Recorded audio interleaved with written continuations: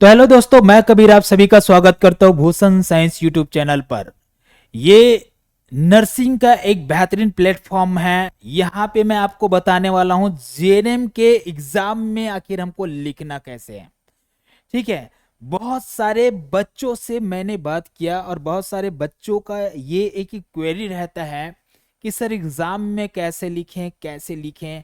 हम नए हैं, हमको कुछ आइडिया नहीं है, हम आर्ट्स वाले हैं, हम कॉमर्स वाले हैं, या फिर बायो वाले भी बच्चे रहते हैं, वो भी यही क्वेश्चन करते हैं कि सर हम लिखें तो लिखें कैसे।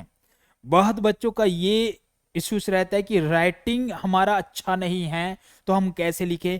बहुत बच्चों का ये कहना है कि टाइमिंग हमसे मैनेज नहीं हो पाता।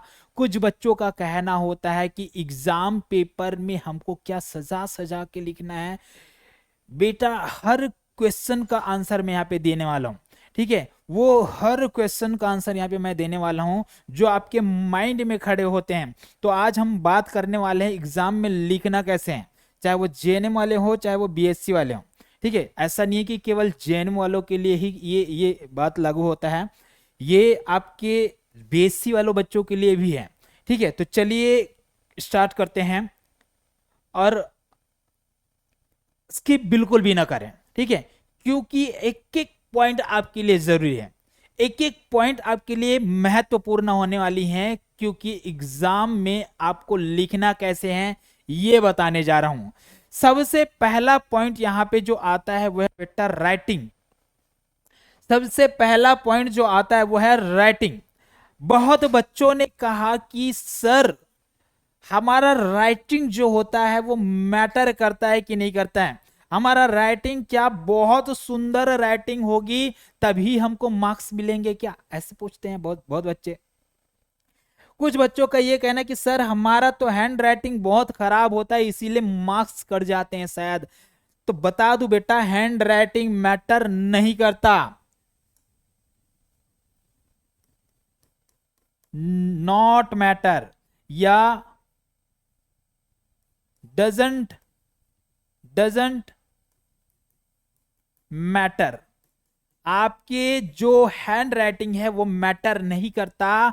बस बात इतनी है कि आपकी राइटिंग समझ में आने लायक होनी चाहिए, या ये कहूं कि आपकी राइटिंग कैसे होनी चाहिए, रीडेबल रहनी चाहिए, रीडेबल रहनी चाहिए, पढ़ने योग्य रहना चाहिए। जो एग्जाम पेपर को चेक करने वाला है उनको समझ में आना चाहिए कि बच्चे ने लिखा क्या है, बच्चा कहना क्या चाह रहा है, वो उनको समझ आना चाहिए।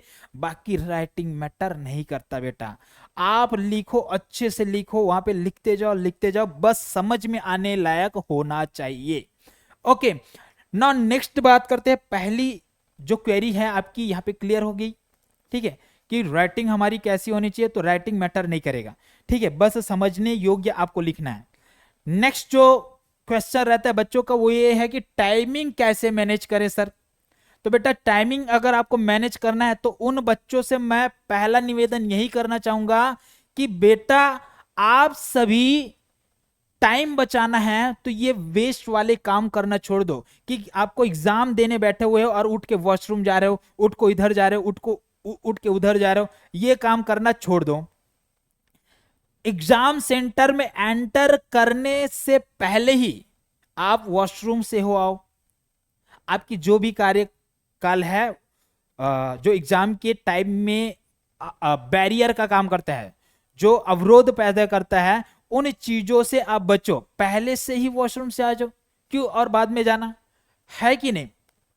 और लंबे समय तक, जो दूसरा पॉइंट यही है कि लंबे समय तक हम क्या करते हैं, कुछ भी चीजों को सोचते रहते हैं, है ना। और कुछ भी चीजों को अगर हम लॉन्ग टाइम सोचेंगे तो हमारा टाइम वेस्ट होगा। अब मान लो कि कोई क्वेश्चन आप बना रहे हैं और वो क्वेश्चन है 10 मार्क्स का, है ना। 10 मार्क का क्वेश्चन है। आप उस क्वेश्चन के लिए क्या कर रहे हो, सोच रहे हो, थिंकिंग कर रहे हो। अब ये थिंकिंग में ही आपके 15 मिनट निकल गए मान लो, तो बेटा ये वेस्ट है, कोई मतलब का नहीं है। आप वही करो जितना आपको उस क्वेश्चन के बारे में आता है उतना लिखो। बहुत टाइम अगर आपका लग रहा है सोचने में तो छोड़ो उसको, आगे बढ़ो, आगे के पॉइंट्स लिखो। ठीक है, आगे के पॉइंट्स लिखो। और दूसरा पॉइंट ये बता रहा हूं कि अगर आपको बचना है, ऐसे टाइम वेस्ट होने से बचना है, तो आप क्या करो, वो क्वेश्चन जो है वो किस चैप्टर से है, ठीक है, अगर क्वेश्चन आया है और क्वेश्चन किस चैप्टर का है, अगर वो चैप्टर अगर आपको याद आ गया तो उस चैप्टर में सारी चीजें तुरंत घुमाओ, तुरंत वहां पे अपने माइंड जो है वो घुमाओ, फिर आपको कुछ ना कुछ आइडियाज मिल जाएंगे, थोड़े बहुत आइडियाज मिल जाते हैं, फिर आप लिखना शुरू करो। इससे भी आप अपना टाइम वेस्ट होने से बचा सकते हो। अगला है बेटा, आपको क्या करना है, क्वेश्चन के मार्क्स के अकॉर्डिंग लिखना है, ठीक है, right according two marks of question. Question में या क्वेश्चन कितने मार्क्स का आया है उसके आधार पे आपको लिखना है। इससे भी आप अपना समय बचा सकते हो। जैसे कि मैंने बहुत बच्चों को देखा है कि क्वेश्चन तो 2 मार्क्स का है, 2 नंबर का आया है, लेकिन वो लिख गए हैं कितने, 2 पेज का लिख गए। तो कोई मतलब नहीं है, 2 नंबर का क्वेश्चन आया है, 2 पेज लिखने का कोई मतलब ही नहीं निकलता, कोई सेंस निकलता, ठीक है। 2 नंबर का आपको अगर टाइप्स पूछा है, सिंपल सा ऐसे टाइप्स को डिस्क्राइब कर दो, हल्की फुल्की ऐसे थोड़ा बहुत लिख दो, ज्यादा कुछ लिखने की जरूरत नहीं है। अगर 2 नंबर का डेफिनेशन पूछा हुआ है तो 2 डेफिनेशन लिख दो, क्लियर, ठीक है। ऐसे आपको लिखना होता है। 2 नंबर के क्वेश्चन में बहुत भर भर के लिखने की जरूरत नहीं होते बच्चों, ठीक है। और अगर 10 नंबर का क्वेश्चन आया है तो 10 नंबर के क्वेश्चन में आपको कैसे लिखना है, जैसे कि 10 मार्क्स का क्वेश्चन है तो बेटा आपको क्या करना, मैक्सिमम टाइम अपन क्या करता है, 10 नंबर का है तो अपने को 10 पॉइंट्स लिखना है, 10 पॉइंट्स लिखने हैं।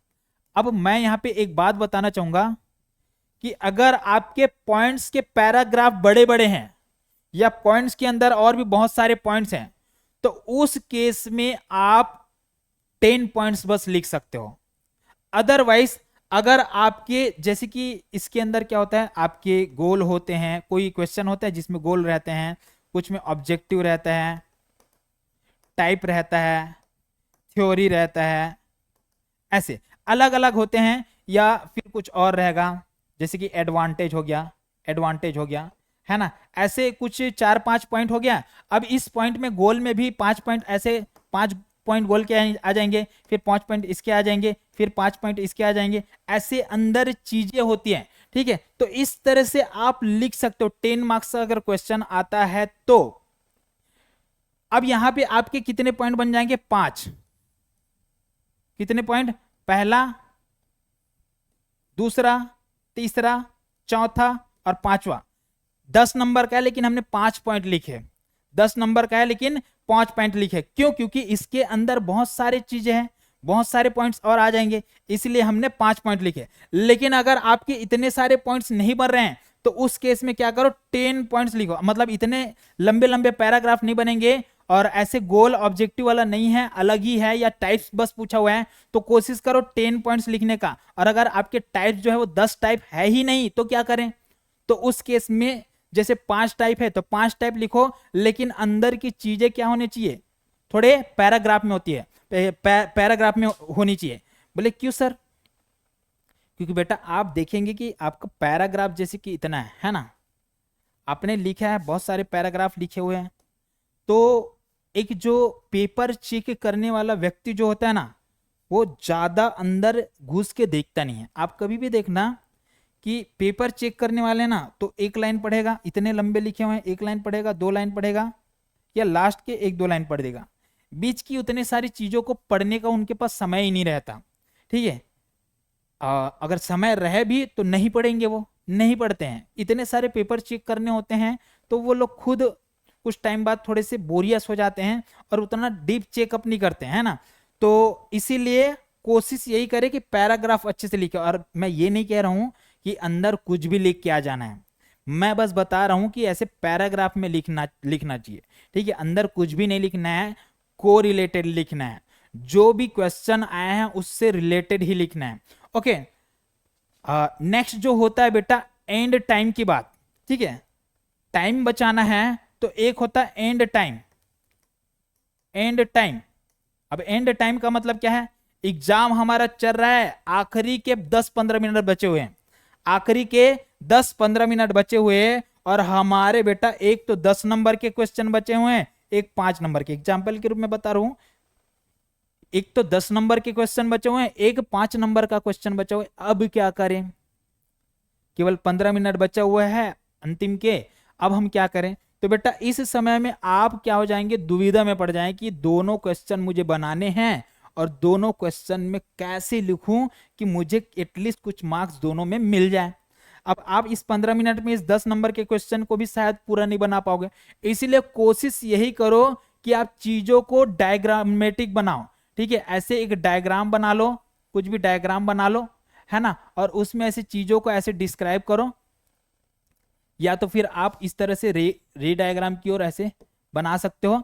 कैसे भी आप डायग्रामेटिक बनाओ और उसमें चीजों को जैसे कि पहला टाइप, दूसरा, तीसरा ऐसे लिखो, और उसके बाद थोड़े थोड़े उसको डिस्क्राइब कर दो। इसमें से अगर 10 नंबर का क्वेश्चन है तो इसमें कुछ ना कुछ तो आपको मिल ही जाएगा। एटलीस्ट बेटा 10 नंबर का क्वेश्चन है तो जो पेपर चेक करने वाले व्यक्ति हैं वो 4 नंबर, 4.5 नंबर ऐसे आपको दे सकते हैं। ठीक है, तो आपके ये तरीका बहुत बेहतर रहता है। तो कम समय में आपका ये भी बन जाएगा और कम समय में आपके ये 5 नंबर के क्वेश्चन भी अटेम्प्ट हो जाएगा। ठीक है, 10-15 मिनट अगर आपका बच्चा है और ऐसे सिचुएशन आते हैं तब की बात है। ओके, तो इस तरह से हम टाइम को क्या कर सकते हैं, मैनेज कर सकते हैं।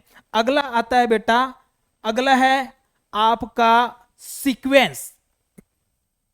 हमको किस सीक्वेंस में लिखना चाहिए, है ना। तो सीक्वेंस आपका हमेशा कैसे रहना चाहिए, याद रखेंगे, ये बहुत इंपॉर्टेंट बात है।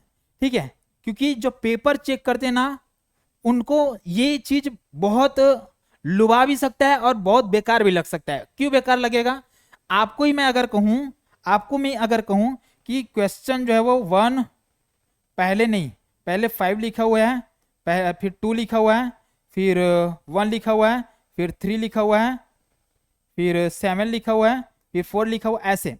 अब आप जो है वो अगर मैं चेक कर, आपको ही बोला जाए कि चेक करो, पहले 5वें को चेक कर रहे हो, फिर आपको देखना पड़ रहा है इधर उधर, है ना, फिर दूसरे को, फिर, है ना, फिर पहले को, तो ये सीक्वेंस में नहीं है, सीक्वेंस में नहीं है।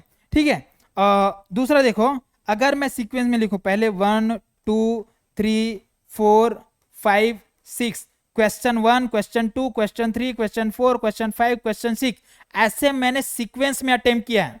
पहले फर्स्ट को, फिर सेकंड को, फिर थर्ड को, फिर फोर्थ को, ऐसे सीक्वेंस में मैंने अटेम्प्ट किया है। तो फिर इससे क्या होगा बेटा, आपके एग्जाम, जो एग्जाम पेपर चेक करने वाले व्यक्ति हैं वो खुश हो जाएंगे कि हाँ, इन्होंने सीक्वेंस में लिखा है, चेक करने में मुझे आसानी जा रही है। ऐसे में चेक करने में थोड़ी परेशानी होती है, थोड़ी नहीं, बहुत परेशानी होती है, इसीलिए वो ऐसे चेक करना पसंद करते हैं। तो ऐसे लिखें। अब यहाँ पे एक क्वेश्चन फिर खड़ी हो जाती है, सर ऐसे तो लिख लेंगे, लेकिन अगर हमको तीसरा क्वेश्चन नहीं पता है तो क्या, अगर हमको 5वां क्वेश्चन नहीं पता है तो क्या, अगर हम इस तीसरे क्वेश्चन को अच्छे से पता, या पहला क्वेश्चन ही हमको अच्छे से नहीं पता है, तो हमको थोड़ा बहुत पता है उसके बारे में, तो हम उसको कैसे करें। तो बेटा आप ऐसे कर लो ना, आप इसको जो है वो बाद में लिख लो। आप कैसे लिखो उस केस में, जैसे पहला क्वेश्चन नहीं पता है तो दूसरा क्वेश्चन पहले लिखो, लेकिन सीक्वेंस में लिखो, फिर तीसरा लिखो, फिर चौथा लिखो, फिर 5वां लिखो, फिर आगे, और अगर क्वेश्चन नहीं है तो लास्ट में फिर पहला को लिख दो, लेकिन सीक्वेंस तो मेंटेन है ना। लास्ट में आपने पहले को लिखा, तो बेटा ऐसे सीक्वेंस में लिखना है, दूसरा, तीसरा, चौथा, चाहे किसी भी क्वेश्चन से स्टार्ट करो, आप सीक्वेंस में ही लिखो, सीक्वेंस में ही लिखो, पहला ये इस तरह से नहीं लिखना है ना। और एक चीज और, आप सेक्शन को कैसे भी लिख सकते हो। ठीक है, अब खैर बहुत सारी यूनिवर्सिटी में तो बीएससी नर्सिंग में ये किया जाता है कि 1.5 घंटे के लिए आपका एक सेक्शन ए सेक्शन मिलेगा और अगले 1.5 घंटे में बी सेक्शन मिलेगा, ऐसे रहता है। ठीक है, लेकिन जेएनएम में ऐसा कुछ नहीं रहता। अगर आपका सेक्शन वाइज आता है तो उस केस में बेटा आप ए सेक्शन या बी सेक्शन कोई को भी पहले बना सकते हो, उसमें कोई टेंशन वाली बात नहीं है। लेकिन यहां पे आपको क्या करना है, सेक्शन के अंदर जो क्वेश्चन रहता है, क्वेश्चन 1, क्वेश्चन 2, क्वेश्चन 3, उसको आपको सीक्वेंस में लिखना जरूरी है, सीक्वेंस को तोड़ना मत। ठीक है, अगला पॉइंट है यहां पे आंसर पेपर की। अगला है आंसर पेपर। आंसर पेपर हमारे कैसे होने चाहिए, जो हमारा आंसर पेपर का लुक है वो कैसे होना चाहिए। ठीक है, तो आंसर पेपर बेटा आपके वहां पे स्पेस होना चाहिए। ठीक है, पहली पॉइंट, स्पेस बिटवीन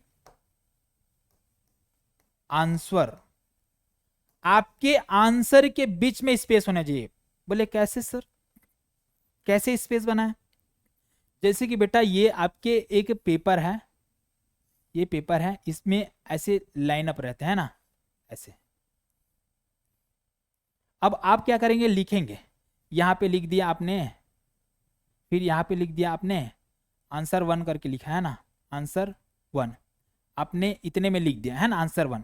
अब इसके बाद क्या करो कि ये 2 लाइन छोड़ दो, फिर ये 2 लाइन छोड़ के आगे आंसर 2 लिखो, यहां पे आंसर 2 लिखो। अब यहां पे लिखना शुरू करो, अब यहां पे चीजें लिखना शुरू करो। तो आपको क्या करना है, स्पेस को मेंटेन करना है। क्यों ऐसे करना है? क्योंकि एग्जामिनर, अगर आपने ऐसे लिख दिया, ऐसे लिख दिया, ये पहली लाइन, दूसरी, तीसरी, अब आपने यहां पे आंसर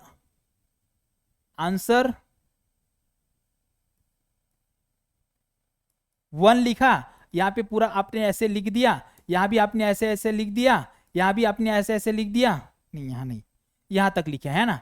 और उसके बाद हमने यहां पे आंसर 2 लिखा, यहां पे हमने आंसर 2 लिखा।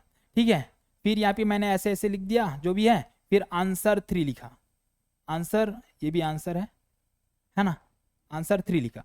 अब बेटा यहाँ पे क्या है, गैप नहीं है, यहाँ पे गैप नहीं है।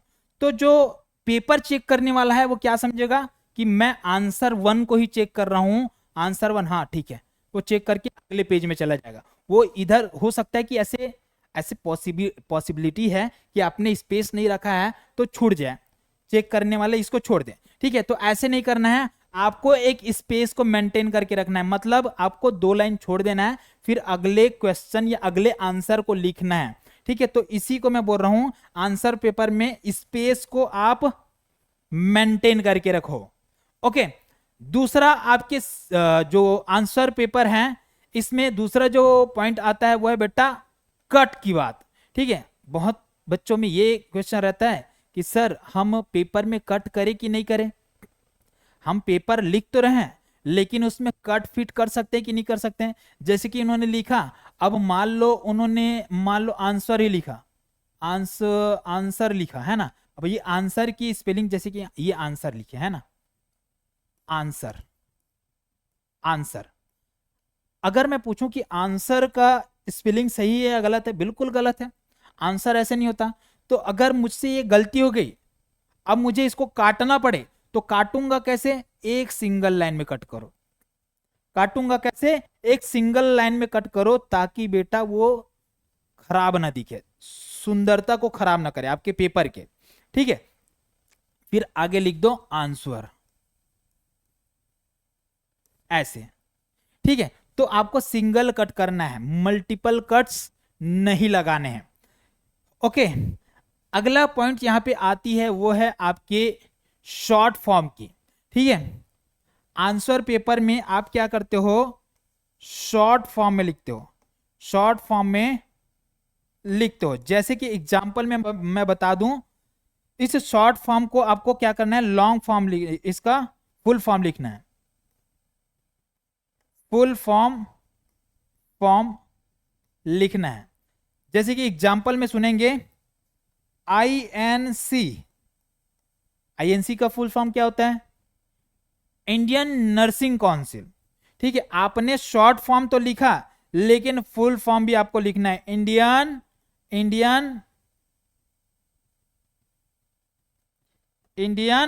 Nursing council. ठीक है, मतलब अगर शॉर्ट फॉर्म लिख रहे हो तो उसका फुल फॉर्म भी लिखना ही है। केवल short form short form short form ऐसे ना लिखें, ऐसे ना लिखें।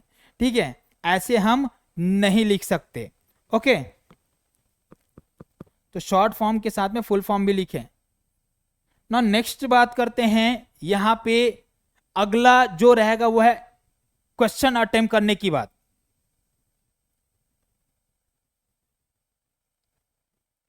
अगला है क्वेश्चन अटेम्प्ट करने की बात।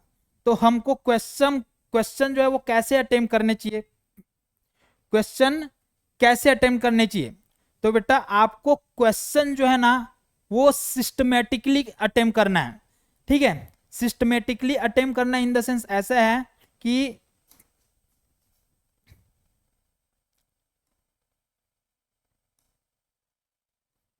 जैसे कि क्वेश्चन नंबर 1 है, क्वेश्चन नंबर 1 है, इस क्वेश्चन नंबर 1 को आपको अकॉर्डिंग टू मार्क्स अटेम्प्ट करना है, मार्क्स अटेम्प्ट करना है। फिर अगले क्वेश्चन नंबर 2 बनाना है, फिर क्वेश्चन नंबर 3 बनाना है, ठीक है। इस तरह से क्वेश्चन अटेम्प्ट करना है आपको, ठीक है। सिस्टमेटिकली क्वेश्चन अटेम्प्ट करना है। ऐसा नहीं है कि मतलब जो मैंने सीक्वेंस में बताया लगभग वही पॉइंट्स यहां पे भी आ जाता है। क्वेश्चन को आपको क्या करना है, सीक्वेंसली अटेम्प्ट करना है, ओके। और यहां पे एक बात और आ जाता है कि क्वेश्चन हम कितना अटेम्प्ट करें, ठीक है। क्वेश्चन अटेम्प्ट करने की बात में एक बात और आ गई कि क्वेश्चन हम कितना अटेम्प्ट करें तो पास हो जाएंगे। तो बेटा मैं बता दूं कि अटेम्प्ट ऑल क्वेश्चन, सारे क्वेश्चन को आपको अटेंड करना है। ऐसा कोई क्वेश्चन नहीं होना चाहिए जो छूट जाए, ऐसे कोई क्वेश्चन नहीं होने चाहिए जो छूट जाए। सारे क्वेश्चन आपको अटेम्प्ट करना है, ठीक है। अब यहां पे एक क्वेश्चन और खड़ी हो जाती है कि सर हम सारे अटेंड तो कर लें, लेकिन अगर हमको नहीं पता हो तो क्या करें सर, हमको तो याद ही नहीं है तो क्या करें। तो बेटा बता दूं, जो शुरू में थोड़ी देर पहले मैंने और बोला कि अगर हमको कोई भी चीज याद नहीं आ रही है लेकिन हमको इतना याद आ रहा है कि हाँ ये कौन से चैप्टर का है ना, आपको इतना याद आ गया कि क्वेश्चन आया है कि आप जो है वो मास्लो हायरार्की के बारे में लिखिए, है ना। और मास्लो हायरार्की के बारे में आपको नहीं पता है लेकिन आपको याद आ रहा है कि हाँ मास्लो हायरार्की मैंने थोड़ा बहुत पढ़ा है कि हाँ मास्लो हायरार्की जो है वो इंसानों के लिए ही होता है और जो इंसान होते हैं वो बेसिक अपने जीवन जीते हैं उसी के लिए ही होता है। फिर आपको थोड़ी थोड़ी चीजें याद आने लग जाएगी, फिर उससे रिलेटेड आप लिख तो सकते हो। तो आपको लिखना है, मैं यही कहूंगा कि सारे क्वेश्चन अटेम्प्ट करो, एक भी क्वेश्चन आपके छूटने नहीं चाहिए। और इसीलिए मैंने आपको बेटा टाइमिंग के अंदर यह भी बताया कि अंत समय में हमको क्या करना है, अंत समय में भी हमको टाइम मेंटेन करना है और उस टाइम के आधार पे ही हमको चीजें लिखने हैं। हमारे टाइम हमको वेस्ट नहीं होने देना है। 15 मिनट बचा है तो 15 मिनट में कैसे लिखना है ये भी वहां पे मैंने बताया कि डायग्रामेटिक बनाओ तो 15 मिनट में आप चीजें लिख सकते हो, ये भी मैंने बताया है कि नहीं। तो इस तरह से स्ट्रेटेजीज आपको अपनाने हैं जिससे आप अच्छे मार्क्स स्कोर कर सकते हो और साथ ही साथ आपको फेल होने से कोई नहीं रोक सकता। और ऐसा राइटिंग वाली बात जो है वह मैंने बहुत बच्चों से सुना कि राइटिंग का बहुत इशू है सर, राइटिंग का इशू है, राइटिंग का इशू है। और टाइपिंग वाला, राइटिंग और टाइपिंग ज़्यादातर इश्यूज बनते हुए आ रहे हैं बच्चों के लिए। तो बेटा राइटिंग कोई इशू नहीं है, बस आपकी राइटिंग समझ में आनी चाहिए, ओके। और टाइपिंग की मैंने जो बताया है वो फॉलो करिएगा, फिर आपका टाइम भी मेंटेन हो जाएगा, ठीक है। तो उम्मीद है बच्चों आप सभी का एग्जाम बहुत बेहतरीन जाएगा। तो आज के लिए इतना ही। Thank you so much. जय हिंद, जय भारत बच्चों।